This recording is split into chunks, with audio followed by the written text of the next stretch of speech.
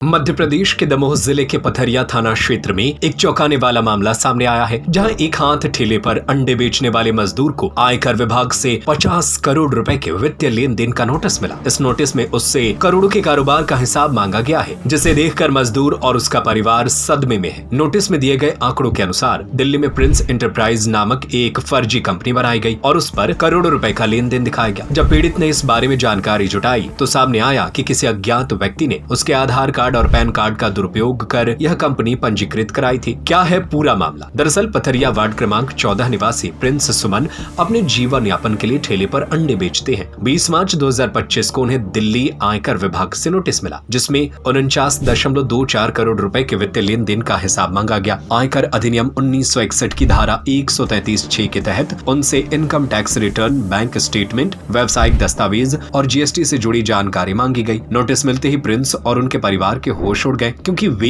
इतने बड़े आर्थिक लेन देन से पूरी तरह अनजान थे। जब पीड़ित ने इस मामले में आयकर विशेषज्ञों से सलाह ली तो चौंकाने वाला खुलासा हुआ। किसी अज्ञात व्यक्ति ने मजदूर के दस्तावेज का दुरुपयोग कर प्रिंस एंटरप्राइज नाम से एक फर्जी कंपनी पंजीकृत करा ली। यह कंपनी 7 दिसंबर 2022 को दिल्ली के झंडेवालान फ्लैटेड फैक्ट्री कॉम्प्लेक्स में रजिस्टर्ड कराई गई थी। कंपनी का जीएसटी नंबर 070 COPS 6227R1Z7 था, जिसके जरिए करोड़ों का फर्जी वित्तीय लेन देन किया गया। घोटालेबाजों ने कंपनी का इस्तेमाल करने के बाद इसे बंद कर दिया, जिससे मजदूर को इस पूरे फर्जीवाड़े की भनक तक नहीं लगी। विशेषज्ञों का मानना है कि यह मामला उन सभी लोगों के लिए चेतावनी है जो अपने दस्तावेजों को सुरक्षित नहीं रखते। आधार कार्ड और पैन कार्ड जैसी सरकारी पहचान पत्रों का दुरुपयोग कर फर्जी कंपनियां बनाई जा रही हैं। इसके जरिए बैंक खातों, जीएसटी और आयकर से जुड़ी धोखाधड़ी को अंजाम दिया जा रहा है। कई मामलों में असली अपराधी फरार हो जाते हैं और निर्दोष नागरिकों को कानूनी परेशानियों का सामना करना पड़ता है। प्रिंस सुमन ने इस मामले में दमोह पुलिस अधीक्षक, साइबर सेल, आयकर विभाग और जीएसटी अधिकारियों को आवेदन देकर निष्पक्ष जांच की मांग की है। परिवार का कहना है कि वे बेहद गरीब हैं और इतने बड़े आर्थिक घोटाले में उनका कोई लेना देना नहीं है। अब वे उम्मीद कर रहे हैं कि जांच एजेंसियां इस घोटाले की सच्चाई सामने लाएंगी और असली अपराधियों को पकड़ेंगी। अपने आधार कार्ड, पैन कार्ड और अन्य सरकारी दस्तावेजों को सुरक्षित रखें। किसी भी अनजान व्यक्ति या एजेंसी को अपने दस्तावेज देने से पहले पूरी जांच पड़ताल करें। अगर कोई दस्तावेज गुम हो जाए तो तुरंत पुलिस में रिपोर्ट दर्ज कराएं और आधार, पैन लिंकिंग पर नजर रखें। बैंक या आयकर विभाग से कोई संदिग्ध नोटिस मिले तो तुरंत संबंधित अधिकारियों से संपर्क करें। हमारे बालक के ऊपर जो नोटिस आया है उस नोटिस में लगभग 60 करोड़ का लेन देन दर्शाया गया, जो दिल्ली में कंपनी खोली गई उसके द्वारा लेन देन किया गया लगभग 22 में, और 22 के बाद में उसको कंपनी को बंद कर दी। और बंद करने के बाद में जब हमारे बालक को दिल्ली से आयकर विभाग का नोटिस आया, उस नोटिस में हमारे बालक ने जब बताया तो हम लोगों की समझ में नहीं आया, तो हम लोग वकील के पास गए तो वकील ने बताया कि तुम्हारे नाम पे इतना बड़ा फ्रॉड काम हुआ है, जो कि क्या हम 60 करोड़ के लगभग का लेन देन हुआ है और इसमें हम लोगों को कोई समझ में नहीं आ रही।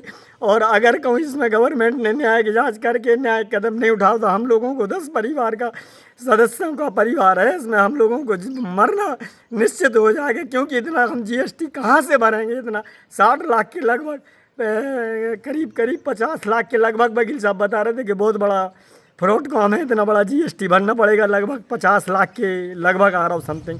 बताओ हम लोग क्या करेंगे? ऐसे क्या चाहते हैं अब आप?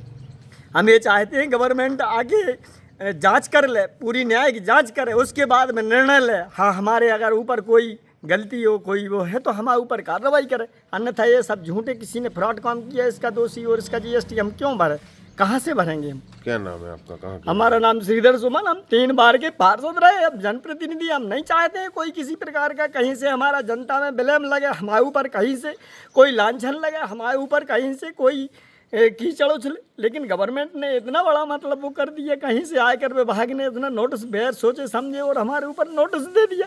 हमारा लड़का और सब हम लोग मरने की कगार में हैं। मेरे पास 18 तारीख को इनकम टैक्स डिपार्टमेंट का नोटिस आया था, तो मैंने उसको खोला तो देखा, फिर पता चला, तो उसके बाद मैं वकील साहब के गया तो वकील साहब ने पूरी जानकारी निकाली, तो उन्होंने बताया कि तुम्हारे नाम से दिल्ली में रोड कंपनी चल रही है, जिसमें कम से कम 49 करोड़ का घोटाला हुआ है। तो उस वजह से इनकम टैक्स का वो आया, तो वकील साहब ने फिर बताया पूरी जानकारी, तो हम लोग फिर रिपोर्ट करने गए, फिर एसपी साहब के भी गए, उनको भी बताया सब। और मैं गरीब आदमी हूँ साहब, इतना पैसा कहाँ से क्या करूँगा, और कभी दिल्ली गया ही नहीं, दिल्ली आज तक नहीं गया मैं कभी। क्या चाहते हैं? मैं चाहता हूँ शासन से मुझे इंसाफ मिले, न्याय की जांच हो। क्या नाम है आपका, कहाँ मेरा- के रहने वाले हैं?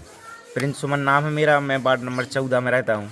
मामला यह है कि 20 तारीख के समथिंग नोटिस आया था इनकम टैक्स से, तो हम लोगों MP ऑनलाइन की दुकान पे गए तो उन्होंने बताया कि ये टैक्स भरना पड़ेगा, तो उसको खुलवाया तो बताया कि तुम्हारे नाम का टैक्स नहीं है।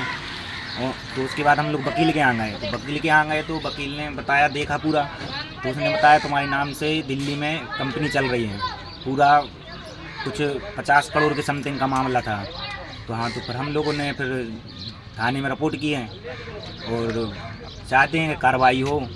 मैं गरीब आदमी हूँ सर, आप खुद देख रहे हो, अंडे की दुकान लगाते हैं, कहाँ से देंगे इतना पैसा। तो मैं चाहता हूँ सरकार से मदद मिले, कुछ सही जांच पड़ताल हो। क्या हो गया है? नोटिस आया जब पता चला, फिर क्या लिखा हुआ था नोटिस में? उसमें ये रखा था कि 3 करोड़ के समथिंग अभी इनकम टैक्स का अभी बाकी है, तुम्हारा बिल बकाया बाकी है, GST नहीं भरी है।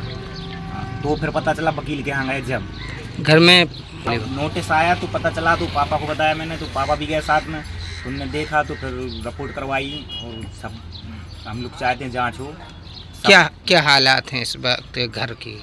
घर के हालात बहुत ख़राब हैं इसमें, क्योंकि ना ठीक से कोई खाना खा पा रहा है, सब परेशान हैं, 10 लोग हैं, मजदूरी कर रहे हैं, कैसे चुकाएंगे, क्या करेंगे ऐसे में।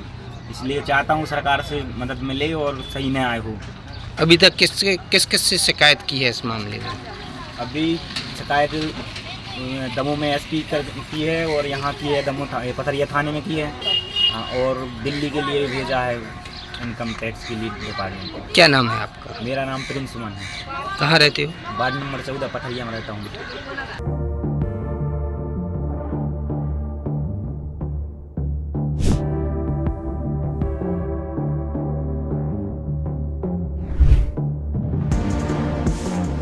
पथरिया से आफताब खान की रिपोर्ट।